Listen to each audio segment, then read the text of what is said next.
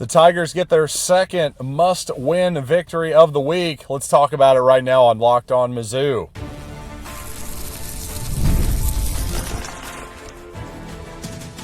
You are Locked On Mizzou, your daily podcast on the Missouri Tigers. Part of the Locked On Podcast Network, your team every day. Hey, all you true sons and daughters, I'm John Miller, your Mizzou mafioso, and the central scrutinizer of Missouri Tigers football and basketball. Frankly, stuck in the parking lot at the moment in Mizzou Arena. So I wanted to take this time and not waste it and give you a post-game Mizzou Vanderbilt podcast. Honestly, Missouri needed a couple of home victories here this week against LSU and Vanderbilt if realistically they were going to make the tournament. And guess what? Not only did they get those victories, they got them relatively comfortably. So to me, this is a real positive for Missouri Tigers basketball right now. And just so many positives take away from this. Number one, I think Anthony Robinson. What did I say coming into the previous basketball game? Anthony Robinson needed to get going again. The Tigers absolutely have to have him be his excellent self. He needs to be at the top of his game for Missouri to be at the top of its game. Well, here's the deal. I said in my previous episode a couple times ago that Anthony Robinson not really a three-point shooter. Well, here's the deal. I did note that actually when he takes one-on-one shots, when he's got the dribble, and he takes a step-back three-pointer, well, suddenly he looks a little bit better. He's not really a catch-and-shoot guy, which isn't unusual, by the way. He's a ball-dominant point guard type of player. He doesn't play off the wing. That's not really his game. So not a surprise that if you swing the ball to him on the wing at the end of a possession, not a huge surprise there that he's not a knockdown three-point shooter. But, again, if he can hit those step-back three-point shots, my goodness, that is a real weapon that is going to make him so much harder to defend for everyone. Listen, in modern-day college basketball and modern-day NBA basketball, how many possessions start with a high pick and roll? The vast majority, right?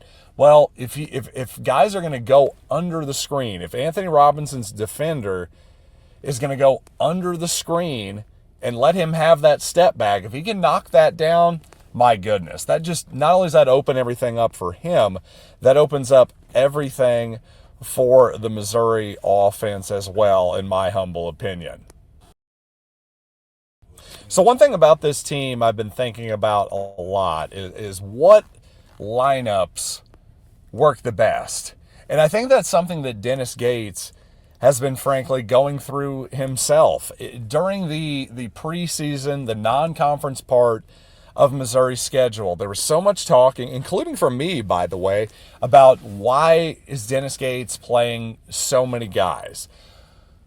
Well, a few games ago I said, especially after the Kansas game, I said, you know what, we can put that to bed because clearly there is method to Dennis Gates' madness here.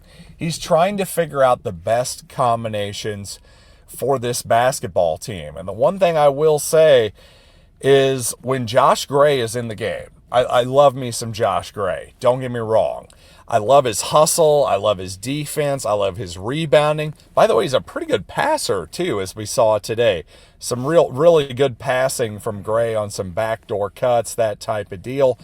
The only thing I wonder with Josh Gray is, does the offense still work with him and Mark Mitchell in the game at the same time? Because basically, you've got two guys who are paint players there. And in modern-day basketball, it's hard to run an efficient offense if you don't have, basically, you can have one guy out and four guys, you can have one guy in and four guys out. I just don't think in modern basketball you can really have two guys in and three guys out and run an efficient offense unless you just have, unbelievable passing, just some different sort of basketball IQ stuff that is really unusual. So I will say credit to Missouri for finding the offense down the stretch when Gray and Mitchell were still in the ball game. I will just say that I think moving forward, I think I think Gray is still a really valuable piece. I just don't know how much Gray and Mitchell can play together at the same time. That's the one thing I'd be asking myself if I were Dennis Gates and the rest of this coaching staff.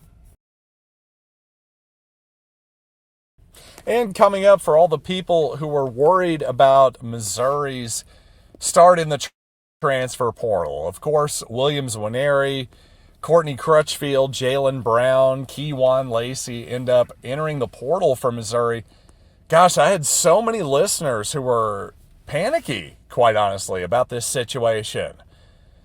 Well, it turns out I think Missouri's doing pretty well in the portal. In fact, one major outlet says the Tigers have the best class in all of the portal. So let's talk about that here in just a little bit. But first, did you know Rocket Money can help you find any subscriptions that you forgot about or were paying for twice? Dad, you know what I'm talking about here, right? Come on. Oh, yeah. You and I both have all the streaming apps. Honestly, I had one that was included for free with one of my things. I was paying for it twice. Well, guess what? Rocket Money is going to help you find all of those redundancies. You got multiple emails. Rocket Money is going to help find all of this for you, get you down budgeting, monthly budgeting, yearly budgeting, goals, all that good stuff.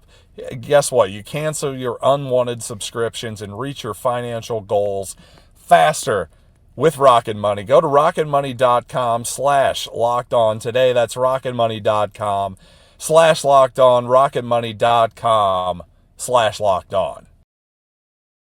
So listen, I've been accused of being a little bit of a Pollyanna when it comes to Missouri. And God knows I'm a Missouri honk, right? I'm a huge Missouri homer. I want Missouri to do well. So how about a little bit of a more objective perspective from Missouri in the portal? Well, it turns out, according to the national analysts, at least at On3, Missouri absolutely crushed the transfer portal. In fact, in all of the team ratings in the entire country, Missouri number 2 behind Texas Tech.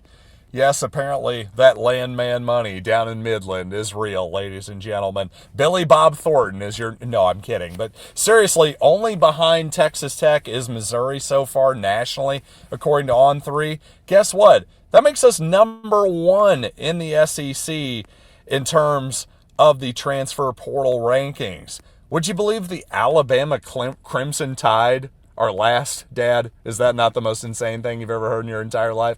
How is that even possible? What is Kalen DeBoer doing? We need to upgrade his wardrobe, the entire deal. But no, seriously, even Oklahoma 15, Florida 14, Georgia 13. I'm just telling you, there are some big-time blue blood programs that On3 thinks have done a heck of a lot worse than Missouri in the portal. Listen, a lot of guys on the SEC squad, they're old-style SEC type of fans, and they're very slow to change their ideas of, well, this can't be leveling out, that type of deal. I agree that, listen, Georgia, Alabama, your traditional powers, they're still going to get the biggest and the best 5-star type of recruits, even in the. But here's the deal. Those second-string guys, those third-string guys who are languishing a little bit, it evens it out a little bit. And specifically, frankly, for programs like Missouri, I think Missouri is kind of the perfect program that has obviously never been a blue blood. We've never been a blue blood football program that is expected to compete for a conference championship or a national championship every year. But, like, frankly, Vanderbilt in some ways. Guess who's coming up? Hey, who's number 7 in On3's transfer portal rankings? Also Vanderbilt. Diego Pavia coming around. Hey, it turns out there's a lot of money in Nashville. Gloria Vanderbilt. Maybe she'll write a check every once in a while. But seriously, there are certain programs that are in the sort of middle of the pack of the SEC, middle of the pack of the Big Ten. That's what I'm describing with Missouri. These are the type of teams that are going to benefit from this new portal and NIL environment. It's not going to be everybody, and it's not going to be that LSU and Georgia and Alabama are going to be terrible for here on out. I'm not going that far. But to me, Missouri, Miami, Florida, those type of teams the programs that everybody always says, well, this is the sleeping giant. Miami, Florida is a very obvious example. I think Missouri is, maybe you can't go as far to say Miami, Florida. They don't have the recruiting base that Miami, Florida does. But what Missouri does have is a very large state that is now in the SEC, that has two large metro recruiting areas in St. Louis and Kansas City. And on top of all that, as my dad is distracting me by telling me, hey, go here. No, I don't care about your parking situation, Dad. I'm trying to do a podcast here. Don't distract me. But seriously, the point here is that Missouri is right in the pocket of a perfect program that is going to benefit from this new environment. Now, Missouri got off to a quick start with new laws, with Desiree Reed-Francois, Miss Lawyer is our AD, getting us all those loopholes. I think she got us off to a great start. But now I think the Missouri, that under the Brett Veach administration, we are now in a perfect spot to grab the reins, to take the advantage here. I think Missouri, along with Miami, I think Texas Tech, throw them in there too. I think there's a few programs here that are really poised to take advantage of this. That doesn't mean that Alabama and LSU are going to suddenly be terrible, but what it does mean is that programs like, I would say, Auburn, Rutgers, Texas A&M, Missouri, Ole Miss, Texas Tech, those teams that are just below sort of that blue blood level, I think they have an opportunity to be more competitive. That's my main point here.